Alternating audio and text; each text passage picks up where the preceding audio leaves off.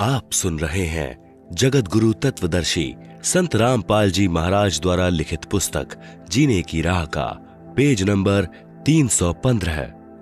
11वां, बच्चे के जन्म पर शास्त्र विरुद्ध पूजा निषेध। बच्चे के जन्म पर कोई छठी आदि नहीं मनानी है। सूतक के कारण प्रतिदिन की तरह करने वाली पूजा, भक्ति, आरती, ज्योति जगाना आदि बंद नहीं करनी है। इसी संदर्भ में एक संक्षिप्त कथा बताता हूं कि एक व्यक्ति की शादी के 10 वर्ष पश्चात पुत्र हुआ था। पुत्र की खुशी में उसने बहुत ही खुशी मनाई। 20-25 गांवों को भोजन के लिए आमंत्रित किया और बहुत ही गाना बजाना हुआ, अर्थात काफी पैसा खर्च किया। फिर 1 वर्ष के बाद उस पुत्र का देहांत हो जाता है। फिर वही परिवार टक्कर मारकर रोता है और अपने दुर्भाग्य को कोसता है। इसलिए कबीर साहब हमें बताते हैं कि बेटा जाया खुशी हुई, बहुत बजाए थाल, आना जाना लग रहा ज्यों कीड़ी का नाल।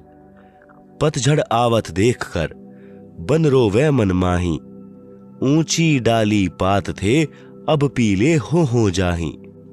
पात झड़नता यूं कहे सुन भई तरुवर राय, अब के बिछुड़े नहीं मिला न जाने कहां गिरेंगे जाए। तरुवर कहता पात से सुनो पात एक बात, यहां की याहे रीति है एक आवत एक जात। 12वां, देई धाम पर बाल उतरवाने जाना निषेध। बच्चे के किसी देई धाम पर बाल उतरवाने नहीं जाना है। जब देखो बाल बड़े हो गए, कटवा कर फेंक दो। एक मंदिर में देखा कि श्रद्धालु भक्त अपने लड़के या लड़कियों के बाल उतरवाने आए।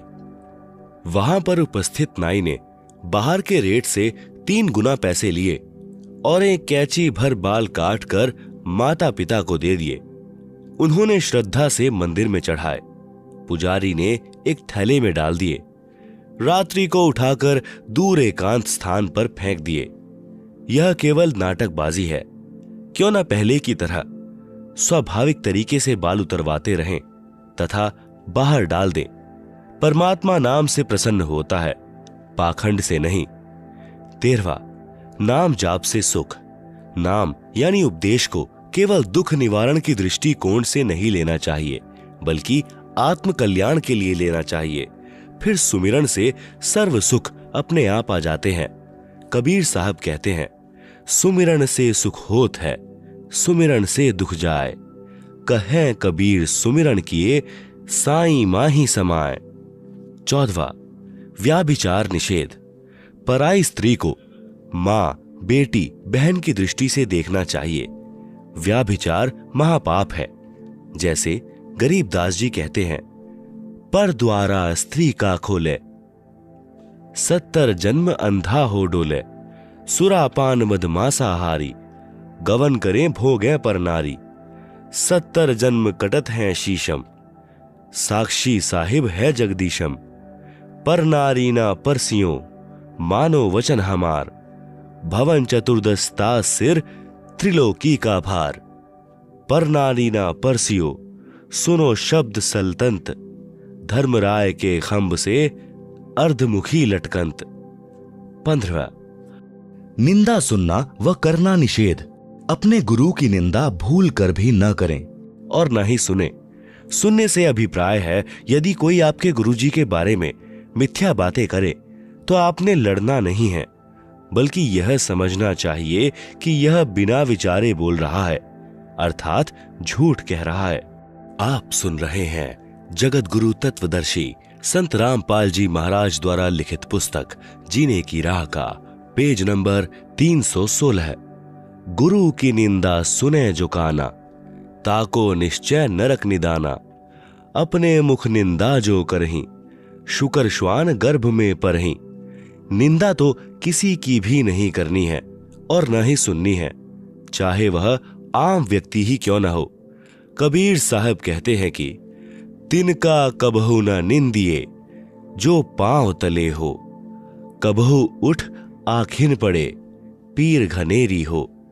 16वां, गुरु दर्श की महिमा। सत्संग में समय मिलते ही आने की कोशिश करें तथा सत्संग में नखरे यानी मान बढ़ाई करने नहीं आवे, अपितु अपने आप को एक बीमार समझकर आवे। जैसे बीमार व्यक्ति चाहे कितने ही पैसे वाला हो, चाहे उच्च पदवी वाला हो, जब अस्पताल में जाता है तो उस समय उसका उद्देश्य केवल रोग मुक्त होना होता है। जहां डॉक्टर लेटने को कहे लेट जाता है, बैठने को कहे बैठ जाता है, बाहर जाने का निर्देश मिले बाहर चला जाता है, फिर अंदर आने के लिए आवाज आए चुपके से अंदर आ जाता है। ठीक इसी प्रकार यदि आप सत्संग में आते हो तो आपको सत्संग में आने का लाभ मिलेगा, अन्यथा आपका आना निष्फल है। सत्संग में जहां बैठने को मिल जाए वहीं बैठ जाएं, जो खाने को मिल जाए उसे परमात्मा कबीर साहिब की रजा से प्रसाद समझकर खाकर प्रसन्न चित्त रहें। कबीर साहब कहते हैं कि संत मिलन को चालिए तज माया अभिमान, जो जो कदम आगे रखे वो ही यज्ञ समान। संत मिलन को जाइए दिन में कई कई बार, आसोज के मेह ज्यों घना करे उपकार। कबीर दर्शन साधु का परमात्मा आवे याद, लेखे में वो है घड़ी बाकी के दिन बाद। कबीर दर्शन साधु का मुख पर बसे सुहाग, दर्श उन्हीं को होत हैं जिनके पूर्ण भाग। 17वां गुरु महिमा। यदि कहीं पर पाठ या सत्संग चल रहा हो या वैसे गुरुजी के दर्शनार्थ जाते हो तो सर्वप्रथम गुरुजी को दंडवत यानी लंबा लेटकर प्रणाम करना चाहिए। बाद में सदग्रंथ साहिब व तस्वीरें जैसे साहिब कबीर की मूर्ति, गरीब दास जी की व स्वामी राम देवानंद जी व गुरु जी की मूर्ति को प्रणाम करें, जिससे सिर्फ भावना बनी रहेगी। मूर्ति पूजा नहीं करनी है, केवल प्रणाम करना पूजा में नहीं आता। यह तो भक्त की श्रद्धा को बनाए रखने में सहयोग देता है। पूजा तो वक्त गुरु व नाम मंत्र की करनी है, जो पार लगाएगा। कबीर साहब कहते हैं कि गुरु गोविंद दो खड़े, काके लागू पाए, बलिहारी गुरु आपने, जिन गोविंद दियो मिलाए। गुरु बड़े हैं गोविंद से, मन में देख विचार, हरि सुमरे सो रह गए, गुरु भजे होए पार। कबीर हरि के रूठता, गुरु की शरण में जाए, कबीर गुरु जय रूठ जा, हरि नहीं होत सहाय। 7 समुद्र की मसी करूं, लेखनी करूं बनिराय, धरती का कागज करूं, तो गुरु गुण लिखा न जाए। 18 मांस भक्षण निषेध। अंडा व मांस भक्षण व जीव हिंसा नहीं करनी है, यह महापाप होता है। जैसे साहिब कबीर जी महाराज व गरीब दास जी महाराज ने बताया है, जीव हने हिंसा करे, प्रकट पाप सिर होए, निगम पुनी ऐसे पाप ते, भिस्त गया नहीं कोय। तिल भर मछली खाए के, कोटि गौ दे दान, काशी करोत ले मरे, तो भी नरक निदान। बकरी पाती खात है, ताकि काढ़ी खाल, जो बकरी को खात है, तिनका कौन हवाल। गला काटी कलमा भरे, किया कहे हलाल, साहब लेखा मांगसी, तब होसी कौन हवाल। दिन को रोजा रखत है, रात हनत है गाय, यह खून वह वंदगी, कहूं क्यों खुशी खुदाए। कबीरा तेई पीर है, जो जाने पर पीर, जो पर पीर न जानी है, सो काफिर बेपीर।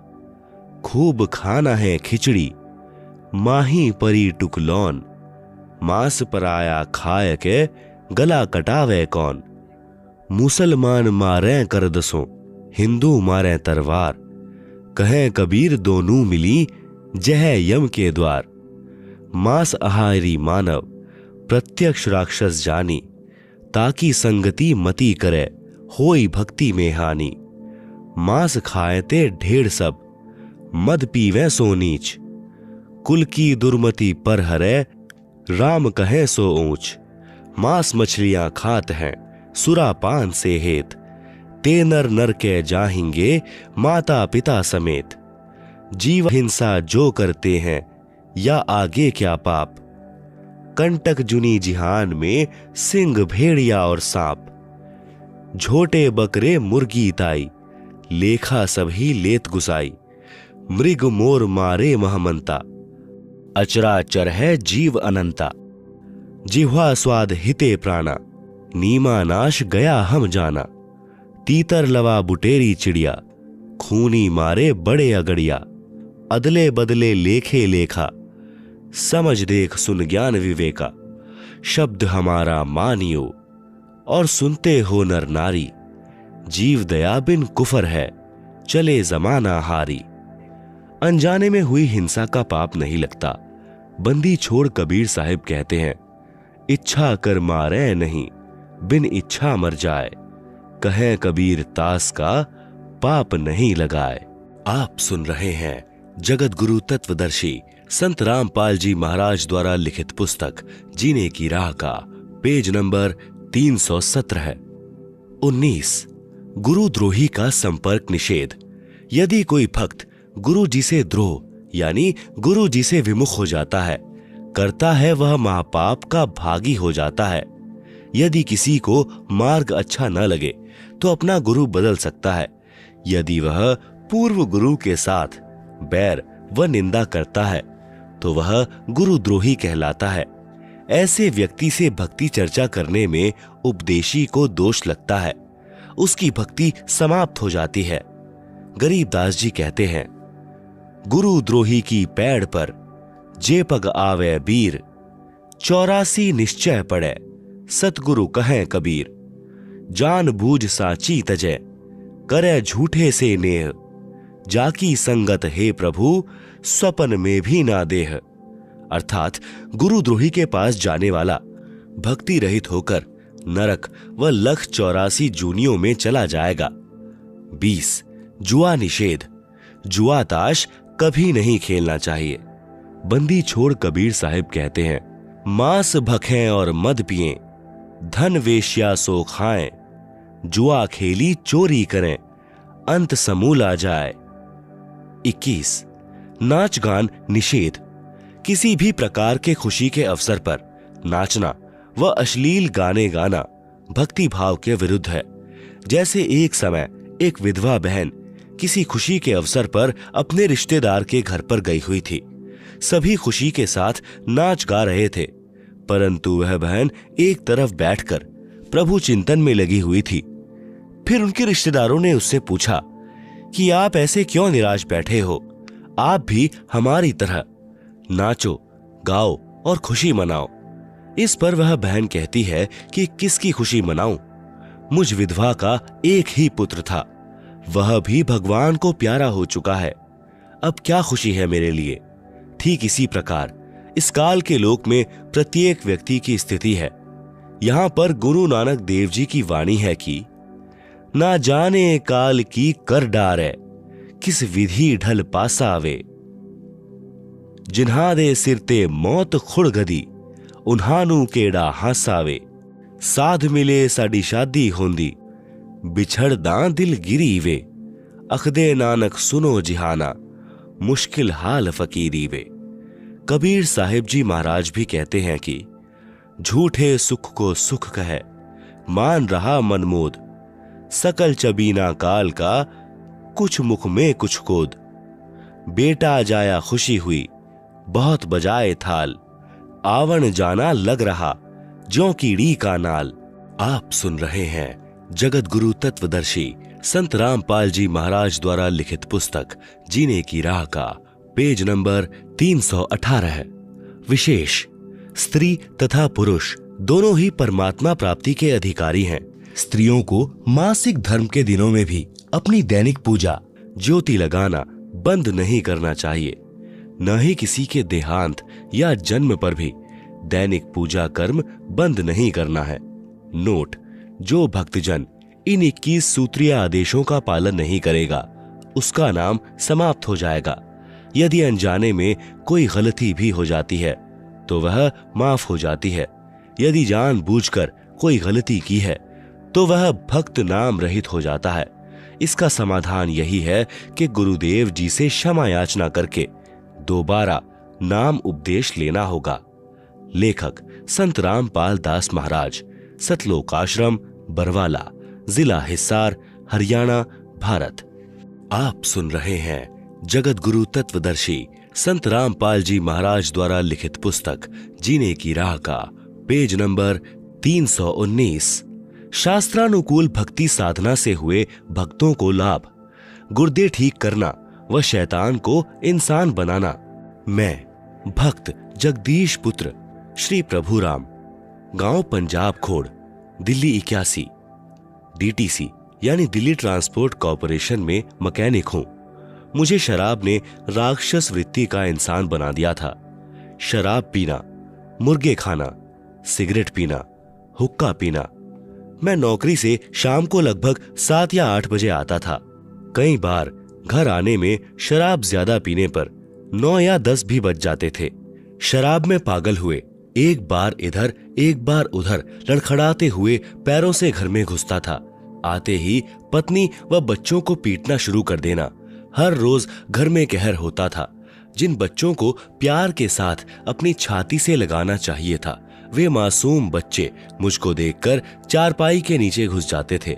बच्चे अपने पिताजी के घर आने की राह देखते हैं कि पापा जी आएंगे, हमारे लिए खाने की चीजें लाएंगे, परंतु मैं खाने की चीजों की बजाय शराब में पागल हुए लाल आंखों से उनको मारने लग जाता था।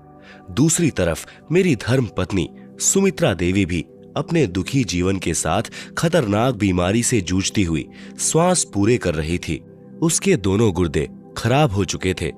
डॉक्टरों ने कह दिया था कि दवाई खाते रहो, लेकिन 6 महीने से ज्यादा यह जीवित नहीं रह सकती।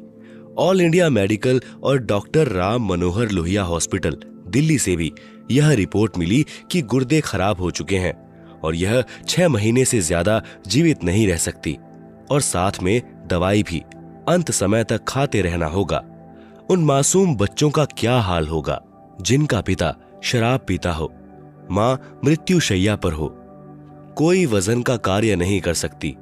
तो उन बच्चों को जब यह पता चला कि तुम्हारी मम्मी यानी माताजी भी 6 महीने से ज्यादा जीवित नहीं रहेगी, तो उन बच्चों की आंखों से आंसू बहते रहते थे।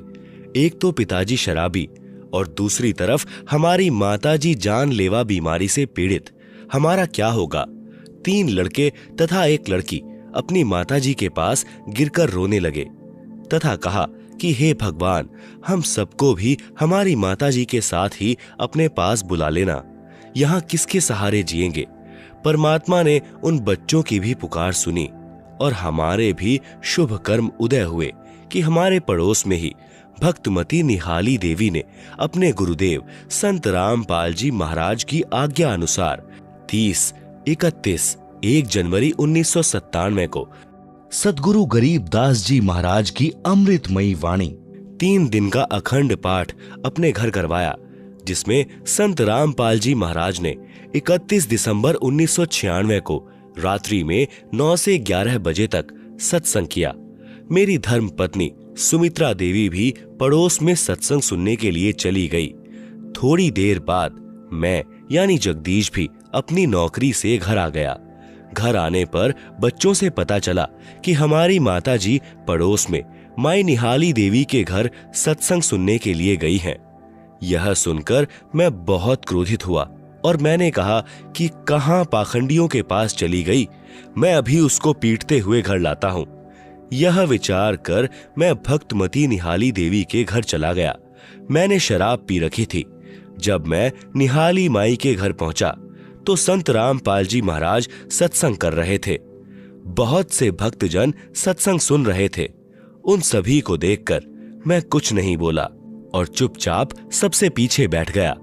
मैंने सत्संग सुना। सत्संग में महाराज जी ने बताया कि शराब पीवें कड़वा पानी, 70 जन्म श्वान के जानी, सोनारी जारी करे, सुरापान 100 बार, 1 चिलम हुक्का भरें, डूबें काली धार, मानुष जन्म पाए कर नहीं भजें हरि नाम, जैसे कुआं जल बिना खुदवाया किस काम। महाराज जी ने सत्संग में बताया कि जिन बच्चों को पिताजी ने सीने से लगाना चाहिए, उस शराबी व्यक्ति को देखकर बच्चे चारपाई के नीचे छुप जाते हैं। शराबी व्यक्ति आप भी दुखी, धन हानि, समाज में इज्जत समाप्त तथा परिवार तथा पड़ोस व रिश्तेदारों तक को परेशान करके बद्दुआएं प्राप्त करता है। जैसे शराबी की पत्नी व बच्चे तो कहर का शिकार होते ही हैं, परंतु पत्नी के माता पिता, भाई बहन आदि भी दिन रात चिंतित रहते हैं। सर्व पाप का भार उस नादान शराबी के सिर पर आता है।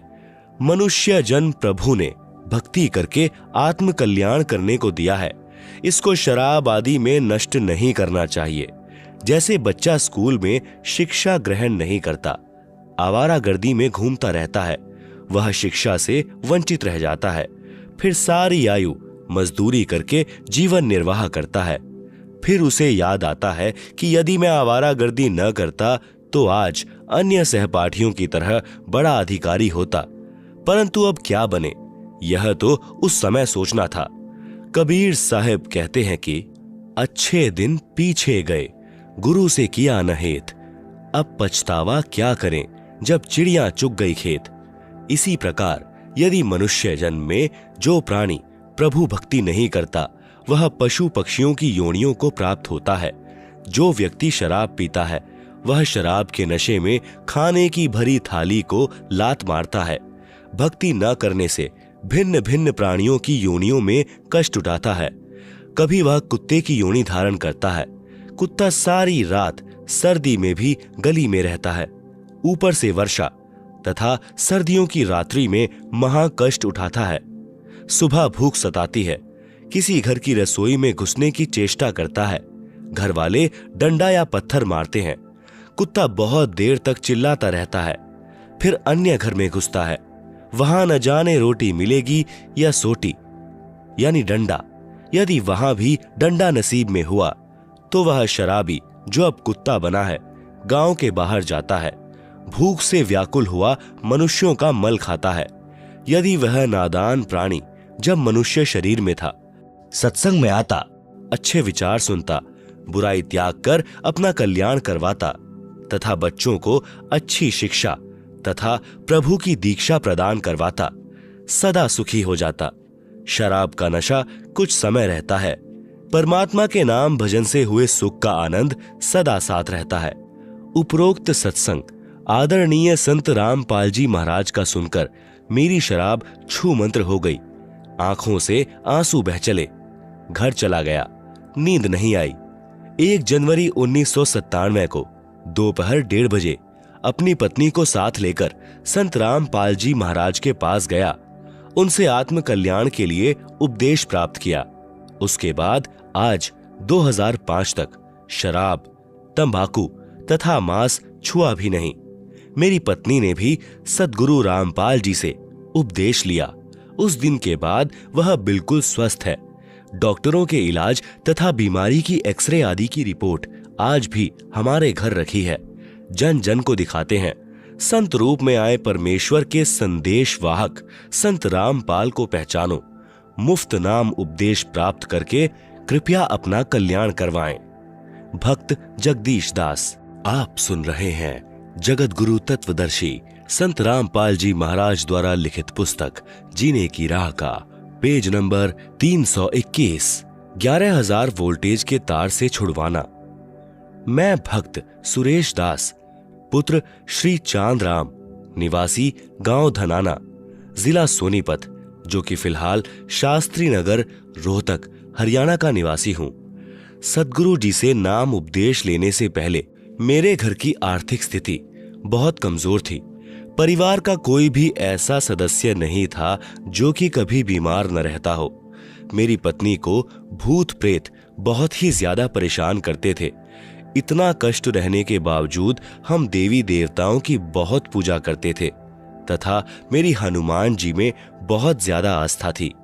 लेकिन घर में संकट पर संकट आते जा रहे थे। किसी भी काम में बरकत नहीं हो रही थी। पूर्ण परमात्मा सद्गुरु रामपाल जी महाराज जी मेरे परिवार के होने के कारण हम उनको पूर्ण परमात्मा नहीं मान पाए, जिसका खामियाजा हमें कई वर्षों तक झेलना पड़ा। तभी गांव सिंहपुरा निवासी भक्त विकास ने मुझे बताया कि आपके घर में पूर्ण परमात्मा जगत गुरु रामपाल जी महाराज आए हुए हैं और आप कहां सोए पड़े हो। तो मैंने कहा कि काल ने हमें कष्ट ही इतना दे रखा है कि हमें वहां के बारे में जानने का टाइम ही नहीं मिला। सारा समय डॉक्टरों के चक्कर काटने में चला जाता है, ऊपर से आर्थिक तंगी भी बहुत रहती है। उस भक्त ने मुझे काफी समझाया। पूर्ण परमात्मा की ऐसी दया हुई कि मैं संत रामपाल जी महाराज से नाम उपदेश लेने के लिए अक्टूबर 2010 में सतलोक आश्रम बरवाला में पहुंचा। नाम उपदेश लेने के बाद सद्गुरु जी ने अपना दया का पिटारा खोल दिया और मुझे वो सुख अनुभव होने लगे जिनका वर्णन इस जुबान से कर पाना बहुत मुश्किल है। मेरी पत्नी को भूत प्रेत सता रहे थे। सद्गुरु देव जी की दया से अब वह पूर्ण रूप से ठीक है। 7 सितंबर 2011 को मेरा लड़का मोहित उम्र 12 साल, जो कि मेरे कहने पर मिस्त्री को बुलाने के लिए गया था, मेरा लड़का मिस्त्री के मकान की छत पर चढ़ गया तथा छज्जे पर चला गया। छज्जे के साथ ऊपर 11,000 वोल्टेज के बिजली के तार थे। लड़के तथा तारों के बीच में केवल 1 फीट की दूरी थी। जब वह उनके नजदीक गया तो तारों ने लड़के को खींच लिया और लड़के के सिर पर तार चिपक गया तथा 1 इंच गहरा घुस गया। वह मुंह जल गया और बिजली सारे शरीर में प्रवेश करके पैर के अंगूठे की हड्डी को तोड़कर निकलने लगी। उसी समय सद्गुरु रामपाल जी महाराज आकाश मार्ग से आए तथा मेरे लड़के को बहुत ही चमकदार यानी तेजोमय शरीर सहित दिखाई दिए, जैसे हजारों ट्यूबों का प्रकाश हो रहा हो। उन्होंने लड़के का हाथ पकड़कर बिजली से छुड़ाकर छज्जे पर लिटा दिया। फिर लड़के की सद्गुरु जी से बहुत बातें हुई तथा जब सद्गुरु जी जाने लगे तो लड़के ने पूछा कि गुरु जी कहां जा रहे हो? तो गुरु जी ने कहा कि बेटा मैं तेरे साथ हूं, तू घबरा मत। उस समय मेरे लड़के मोहित की माताजी भी वहीं पर थी। उसने यह दृश्य अपनी आंखों देखा तथा वह बहुत घबरा गई क्योंकि लड़के के शरीर से बिजली के लपटें निकल रही थी। उसके बाद हम लड़के को पीजीआई रोहतक हॉस्पिटल में लेकर गए। वहां पर भी लड़के को गुरुजी दिखाई दिए। वह मेरे लड़के ने कहा कि गुरुजी मेरे साथ हैं, आप घबराओ मत। यदि आज हम गुरुजी की शरण में नहीं होते तो हमारा लड़का आज जिंदा नहीं होता तथा मेरी पत्नी को भी प्रेत मार डालते। हम उजड़ने से बच गए। यह सद्गुरु रामपाल जी महाराज की ही दया है। आप सुन रहे हैं जगत गुरु तत्वदर्शी संत रामपाल जी महाराज द्वारा लिखित पुस्तक जीने की राह का पेज नंबर 322। सर्व पाठकों से प्रार्थना है कि मेरी सत्य कथा को पढ़कर आप जी भी सतगुरु रामपाल जी महाराज जी की शरण में आकर अपना समय रहते कल्याण कराएं तथा प्रारंभ में लिखे कर्मों के कारण जो घटनाएं घटनी होती हैं उनसे पूर्ण रूप से बचोगे। सद्गुरु रामपाल जी महाराज के सत्संग वचनों में मैंने सुना था कि पूर्ण परमात्मा कबीर जी बंदी छोड़ हमारे सर्व पापों को नाश कर देते हैं। ऐसा ही प्रमाण ऋग्वेद मंडल 10 सूक्त 161 मंत्र 2 में तथा मंडल 9 सूक्त 80 मंत्र 2 में भी लिखा है कि यदि किसी रोगी की प्राण शक्ति क्षीण हो चुकी है तथा उसकी आयु भी शेष न रही हो तो उसके प्राणों की रक्षा करूं तथा उसे 100 वर्ष आयु प्रदान करके अर्थात उसकी आयु बढ़ाकर साधक को सर्व सुख प्रदान करता हूं। सज्जनों, सतगुरु रामपाल जी महाराज ने अपने अमृत वचनों में यह भी बताया है कि प्रत्येक प्राणी अपने किए कर्मों के अनुसार ही सुख व दुख प्राप्त करता है। दुख तो पाप कर्मों का फल है तथा सुख पुण्य कर्मों का फल है। अभी तक सर्व संत, आचार्य, गुरु यही कहते रहे हैं कि जो प्रारब्ध कर्म का भोग है वह तो प्राणी को भोग कर ही समाप्त करना होगा। हे सभ्य पाठकों, सद्गुरु रामपाल जी महाराज कहते हैं कि पाप कर्म से दुख होता है। यदि पाप कर्मों का नाश हो जाए तो दुख का स्वतः अंत हो जाता है। यदि भक्ति करते करते भी पाप कर्म का फल यानी दुख भोगना ही पड़े तो भक्ति की आवश्यकता ही समाप्त हो जाती है। 7 सितंबर 2011 को हमारे प्रारब्ध कर्म के पाप के कारण मेरे पुत्र मोहित की मृत्यु होनी थी। हमारे सद्गुरु रामपाल जी महाराज जी की कृपा से परम पूज्य कबीर परमेश्वर जी ने हमारे पाप का नाश कर दिया तथा मेरे बच्चे की जीवन रक्षा करके आयु बढ़ा दी। यदि 7 सितंबर 2011 को प्रारब्ध कर्म के फल स्वरूप मेरा बेटा मर जाता तो हम सर्व परिवार के सदस्य भक्ति त्याग देते तथा नास्तिक हो जाते, क्योंकि हमें उस समय परमात्मा का पूर्ण ज्ञान नहीं था। अब भगवान पर अत्यधिक विश्वास हो गया है। यह भी विश्वास हो गया कि परम पूज्य कबीर जी ही परमेश्वर हैं। ये पाप नाशक, सर्व सुखदायक व पूर्ण मोक्षदायक हैं तथा सद्गुरु रामपाल जी महाराज उन्हीं के भेजे उनके अवतार आए हैं। अतः आप जी से पुनः प्रार्थना है कि अविलंब सतलोक आश्रम बरवाला में पहुंचे तथा उपदेश लेकर कल्याण कराएं। आप जी से प्रार्थना करने का मेरा उद्देश्य यह है कि मेरे जैसे दुखिया बहुत हैं। मेरी उपरोक्त आत्मकथा को पढ़कर विचार करके वे भी मेरे की तरह संकटों का निवारण करा सकेंगे तथा सुखी हो सकेंगे। यह संसार समझदा नाही, कहंदा शाम दोपहरे नू, गरीब दास यह वक्त साथ है, रोवोगे इस पहरे नू। भक्त सुरेश दास, पुत्र श्री चांदराम, शास्त्री नगर, रोहतक। Mobile number. आप सुन रहे हैं जगत गुरु तत्वदर्शी संत रामपाल जी महाराज द्वारा लिखित पुस्तक जीने की राह का पेज नंबर 323। भक्त दीपक दास के परिवार की आत्मकथा। बंदी छोड़ सद्गुरु रामपाल जी महाराज जी की दया।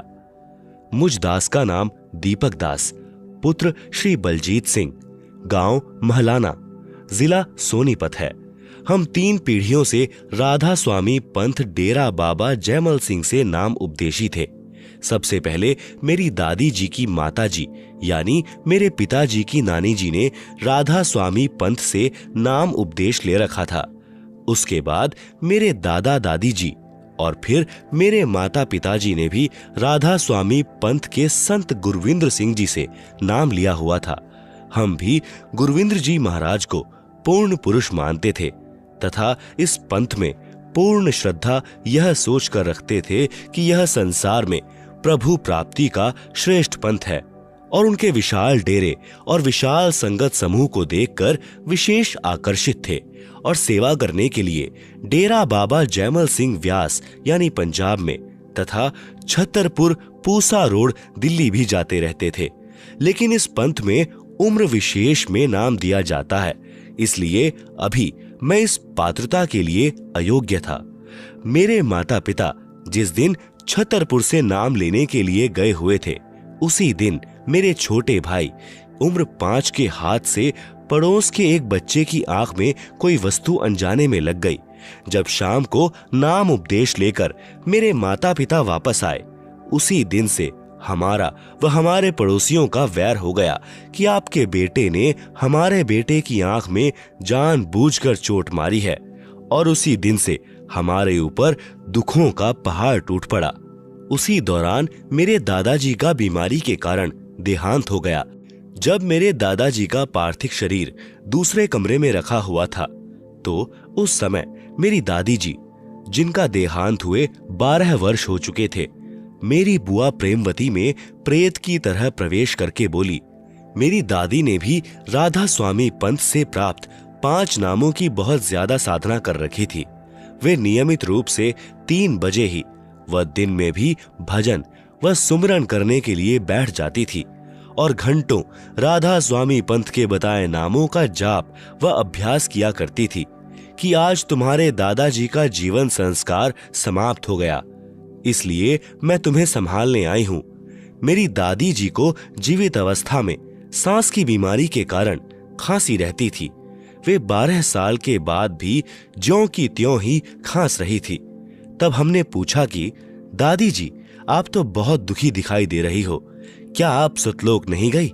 तब मेरी दादी ने कहा कि बेटा, मैंने गलत साधना करने के कारण अपना अनमोल मनुष्य जीवन व्यर्थ कर दिया और अब मृत्यु के पश्चात भूत योनि में कष्ट उठा रही हूँ। आप सुन रहे हैं जगत गुरु तत्वदर्शी संत रामपाल जी महाराज द्वारा लिखित पुस्तक जीने की राह का पेज नंबर 324। मैं कहीं सतलोक में नहीं गई। मेरी माता जी ने आश्चर्य के साथ पूछा कि माँ, क्या आपको आपके गुरु चरण सिंह जी महाराज ने नहीं संभाला? तब मेरी दादी जी ने अत्यंत दुख के साथ कहा कि उन्होंने मेरी कोई संभाल नहीं की और मैं आज भी ऐसे ही दुखी हो रही हूँ।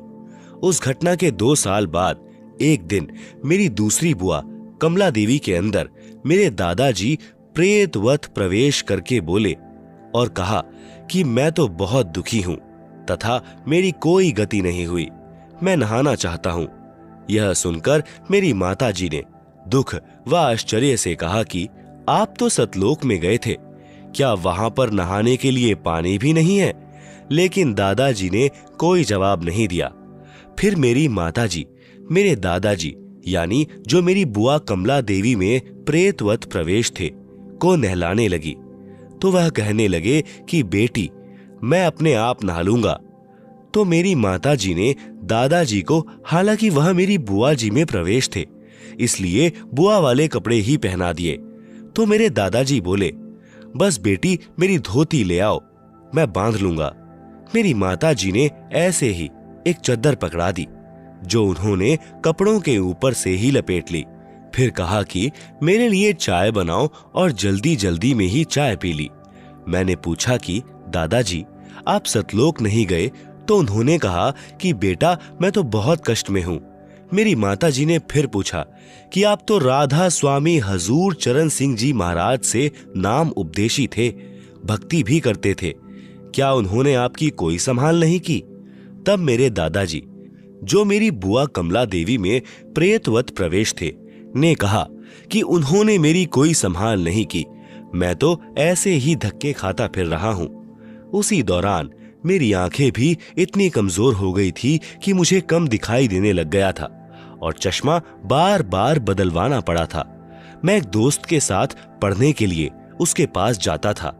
वहां पर भक्त संत राम जी ने मुझे पूर्ण ब्रह्म के अवतार सद्गुरु रामपाल जी महाराज की महिमा सुनाई तथा कहा कि आप सद्गुरु रामपाल जी महाराज से नाम उपदेश लो, आपकी आंखें ठीक हो जाएंगी, तथा कहा कि इन्हीं कष्टों और दुखों से हम जीवों को निकालने के लिए परमेश्वर कबीर साहिब संत का रूप धारण करके आते हैं। मैंने कहा कि मेरे माता पिताजी ने राधा स्वामी पंथ से नाम उपदेश ले रखा है। भक्त संत राम जी ने कहा कि वह पंथ पूर्ण नहीं है, उनकी भक्ति साधना से न तो सतलोक प्राप्ति होगी और न ही जीवन में कभी कर्म की मार टल सकेगी। उसे तो सिर्फ कबीर साहिब का नुमाइंदा पूर्ण संत ही टाल सकता है। मेरे पिताजी को सांस की बीमारी थी। 10 कदम चलने पर ही वे बेहाल हो जाते थे और सांस की बीमारी के कारण दम फूलने लगता था। हाई और लो ब्लड प्रेशर की भी बीमारी थी।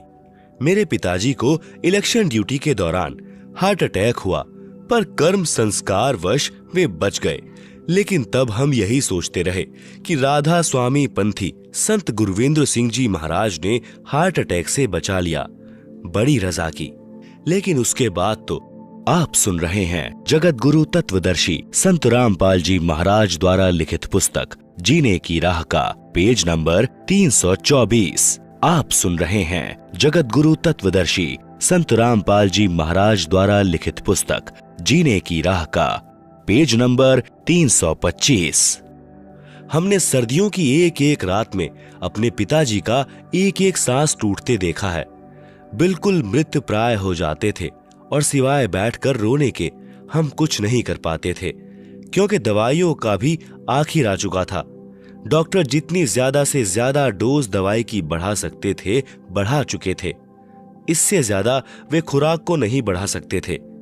मेरी माताजी डेरे बाबा जयमल सिंह से लाया हुआ प्रसाद उन्हें खिलाती और राधा स्वामी पंथी गुरविंद्र सिंह जी महाराज की मूर्ति के सामने बैठकर प्रार्थना करती और रोती।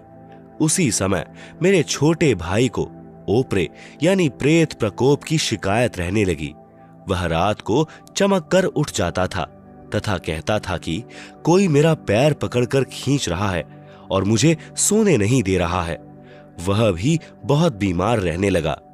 पूर्ण परमात्मा कबीर परमेश्वर जी की दया से मुझ दास को 8 अक्टूबर 1998 को सद्गुरु रामपाल जी महाराज से नाम उपदेश प्राप्त हुआ। सद्गुरु रामपाल जी महाराज जी की असीम कृपा से 20 दिन के अंदर ही मेरा चश्मा उतर गया तथा मैंने दवाई खाना भी छोड़ दिया। मुझे सद्गुरु रामपाल जी महाराज पर पूरा विश्वास हो गया था। भक्त संत राम जी ने घर पर आकर मेरे माता पिताजी को भी समझाया कि आप पूर्ण परमात्मा कबीर साहिब के नुमाइंदे पूर्ण संत रामपाल जी महाराज से नाम उपदेश लो, आपके सर्व कष्टों का निवारण हो जाएगा। उसके बाद मैंने भी अपने माता पिता को समझाया तो वे बोले, हम पहले तो राधा स्वामी थे, अब संत रामपाल जी महाराज से नाम उपदेश लेंगे, दुनिया क्या कहेगी।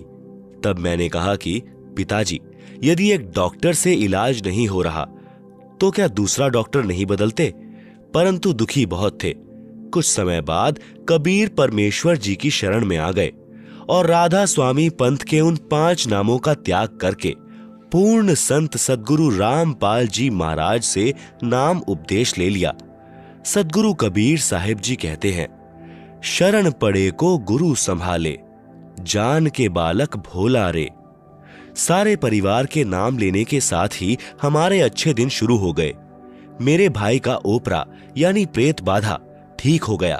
पिताजी का स्वास्थ्य बिल्कुल ठीक हो गया। पहले वे 10 कदम भी नहीं चल सकते थे, अब एक आदमी के साथ लगकर चीनी की बोरी को उठा देते हैं। आज हमारा परिवार पूर्ण परमात्मा के अवतार सद्गुरु रामपाल जी महाराज जी की शरण में उनकी दया से पूर्ण सुखी है।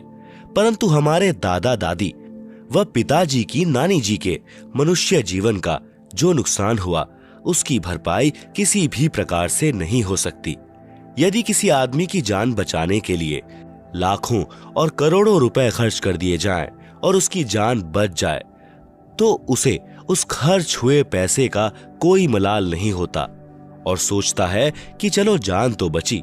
लेकिन आज चाहे कितनी भी कीमत चुकाने पर भी मेरे दादा दादी का जीवन, जो कि शास्त्र विरुद्ध साधना यानी राधा स्वामी पंथ द्वारा बताए 5 नामों की साधना करने से बिल्कुल व्यर्थ चला गया। वे भूत और पितर की योनियों में कष्ट भोग रहे हैं, वापिस नहीं आ सकता। जो घिनौना मजाक ये नकली संत और पंथ सर्व समाज के साथ कर रहे हैं, क्योंकि 84 लाख योनियां भोगने के पश्चात मिलने वाले अनमोल मनुष्य जीवन को, जो पूर्ण परमात्मा को प्राप्त करने का एकमात्र साधन है, उसे बर्बाद कर रहे हैं। इस महाश्रुति की आपूर्ति किसी भी कीमत से नहीं की जा सकती। सद्गुरु जी, आपने बड़ी दया की हम तुच्छ जीवों पर, जो अपना सत्य ज्ञान देकर अपनी शरण में बुला लिया। अन्यथा हम भी पीढ़ी दर पीढ़ी से प्राप्त इस शास्त्र विरुद्ध साधना में अपने मनुष्य जन्म को समाप्त करके कहीं भूत और पितरों की योनियों में चले जाते और इस शास्त्र विधि युक्त सत भक्ति से वंचित रह जाते। सर्व बुद्धिजीवी समाज से प्रार्थना है कि अभी भी समय है, इस सत्य ज्ञान को समझें तथा निष्पक्ष होकर निर्णय करें। बंदी छोड़ सद्गुरु रामपाल जी महाराज के चरणों में आकर सत भक्ति प्राप्त करके अपने मनुष्य जीवन का कल्याण करवाएं। भक्त दीपक दास। आप सुन रहे हैं जगत गुरु तत्वदर्शी संत रामपाल जी महाराज द्वारा लिखित पुस्तक जीने की राह का पेज नंबर 326। परमेश्वर की असीम कृपा। बंदी छोड़ सद्गुरु रामपाल जी महाराज की जय। यजुर्वेद अध्याय 8 मंत्र 13 में प्रमाण है कि पूर्ण परमात्मा पापी से भी पापी व्यक्तियों के भी संपूर्ण पापों का नाश करके भयंकर रोगों से भी मुक्त कर देते हैं, जिसका मैं जीता जागता उदाहरण हूं। मैं केशव मैनाली, पुत्र श्री इंद्र प्रसाद मैनाली, गांव विकास समिति हरियौन, जिला सरलाही, नेपाल का निवासी हूं और वर्तमान में काठमांडू उपत्यका टिमी भक्तपुर में घर बनाकर रहता हूं। मैं चुरे भावर यानी नेपाल नाम के राजनीतिक पार्टी का अध्यक्ष एवं पूर्ण सभासद हूं। मेरे ऊपर सद्गुरु रामपाल जी महाराज ने चमत्कारी कृपा कर मुझे और मेरे परिवार के संपूर्ण दुखों का नाश कर सुखी बना दिया। संसार की नजर में मैं सुखी और सम्मानित जीवन जी रहा था, परंतु मैं अपनी बीमारियों के कारण बहुत ही दुखी था। मैं पिछले 20 वर्षों से खूनी बवासीर से पीड़ित था और शौच करते समय अत्यधिक पीड़ा सहन करनी पड़ती थी। साथ ही 8 वर्षों से क्रोनिक ब्रोंकाइटिस से पीड़ित था। राजनैतिक कर्मी होने के कारण बहुत लोगों से मिलना पड़ता था और हमेशा मुख पर कपड़ा या हाथ रखकर बोलना पड़ता था। मैंने अपने रोगों के इलाज के लिए अच्छे से अच्छे डॉक्टरों को दिखाया, परंतु कोई फायदा नहीं हुआ। जबकि मैंने धर्म के नाम पर अज्ञानी संतों के चक्कर में पड़कर अपने जीवन के 62 वर्ष बर्बाद कर चुका था। आप सुन रहे हैं जगत गुरु तत्वदर्शी संत रामपाल जी महाराज द्वारा लिखित पुस्तक जीने की राह का पेज नंबर 327। मुझे यह बातें सद्गुरु रामपाल जी महाराज जी से नाम उपदेश लेने के बाद पता चला। नेपाल संसद का सभासद होने के कारण सरकारी खर्चों पर मैं संसार के किसी भी डॉक्टर से अपने रोग का इलाज करवा सकता था, परंतु नेपाल के मेडिकल बोर्ड ने इसके लिए सिफारिश नहीं की, क्योंकि उनके अनुसार मेरा रोग लाइलाज था और कोई भी डॉक्टर मुझे ठीक नहीं कर सकता। अब तो मुझे लगता था कि जीवन पर्यंत दुख भोगना पड़ेगा और हमेशा दवा खाते रहना पड़ेगा। एक दिन मैं शोक मग्न बैठा था। मुझे मेरे मित्र भक्त भोला दास, जो कई वर्षों से सद्गुरु रामपाल जी महाराज का शिष्य था, मेरे दुखों को सुनकर सद्गुरु जी से उपदेश लेने पर आपके दुखों का अवश्य नाश होगा, यह कहकर विश्वास दिलाने लगा। मैं तथाकथित बड़े बड़े संतों की संगत करके थक चुका था। उस मित्र की वाणी मेरे लिए अंधेरे में दीपक के प्रकाश के समान मेरे मन को छू गई। मैं तीसरे दिन ही सतलोक आश्रम, चंडीगढ़ रोड, बरवाला, जिला हिसार, हरियाणा के लिए चल दिया तथा अपनी पत्नी को भी लिया, क्योंकि घुटने की हड्डी घिस जाने के कारण वह भी बहुत परेशान थी और उसकी आंखों में जल बिंदु नामक एक लाइलाज रोग था तथा अपने छोटे पुत्र की पत्नी को भी साथ में ले लिया। मुझे रास्ते में नेपाल के कई भक्तजन मिल गए जो सतलोक आश्रम में जा रहे थे। इस प्रकार मैं बिना कोई परेशानी सतलोक आश्रम आ गया। मैं संतों व महंतों के स्वार्थ से परिचित था तथा सद्गुरु रामपाल जी महाराज का कोई पुस्तक व प्रवचन नहीं सुना था। किसी के कहने मात्र से आ गया था, अतः आते ही नाम उपदेश लेने के लिए तैयार नहीं था। मेरा सौभाग्य ही था कि मेरा आना ही सत्संग समागम के समय हुआ और मुझे सद्गुरु देव का सत्संग सुनने को मिला, जिसमें मुझे पता चला कि इस संसार के सभी धर्मगुरु, सभी पंडित, सभी पुरोहित अपने निजी स्वार्थ के लिए धर्म के नाम पर लोगों को काल जाल में फंसाकर हम भोली भाली आत्माओं को नरक भेजने का प्रपंच रच रहे हैं। वे न तो कभी परमेश्वर से मिले हैं और न ही उन्हें परमेश्वर की सत्य भक्ति का ज्ञान है, और यह काम वे चंद रुपयों तथा समाज में सम्मान पाने मात्र के लिए कर रहे हैं। परंतु मैं फिर भी नाम उपदेश लेने के लिए तैयार नहीं हुआ, लेकिन मेरी पत्नी तुरंत नाम दान के लिए तैयार थी, क्योंकि नाम दान के लिए बिना गुरु दर्शन तथा गुरु का आशीर्वाद मिलना संभव नहीं था। यह शायद मुझ पर राजनीति का ही रंग शेष था, जो मैं किसी का विश्वास नहीं करता था। फिर भी आपस में सलाह मशवरा करके हम तीनों ने नाम उपदेश तारीख 2 मई 2012 को लिया। गुरु जी के दर्शन के लिए गया। वहां पर दया के सागर हम पर कृपा दृष्टि करने के लिए जैसे तैयार खड़े थे। जैसे ही मैंने अपने रोगों के बारे में कहा तो सद्गुरु देव जी बोले, सब ठीक हो जाएगा का आशीर्वाद मेरे सिर पर हाथ रखकर दिया और मेरे साथ चमत्कार हो गया। सुबह शौच जाने पर पाखाने से खून गिरा और उसके साथ ही बवासीर मानो समाप्त ही हो गया। 2 दिन आश्रम में रहने पर क्रोनिक ब्रोंकाइटिस करीब 80% ठीक हो गया था, जो अब पूरा ठीक हो चुका है। मात्र महीने 2 महीने में कभी कभी कुछ खांसी हो जाती है। पत्नी के घुटने का रोग भी ठीक हो गया। काठमांडू आने पर काठमांडू के उसी अस्पताल में उनकी आंख का पुनः परीक्षण करवाया।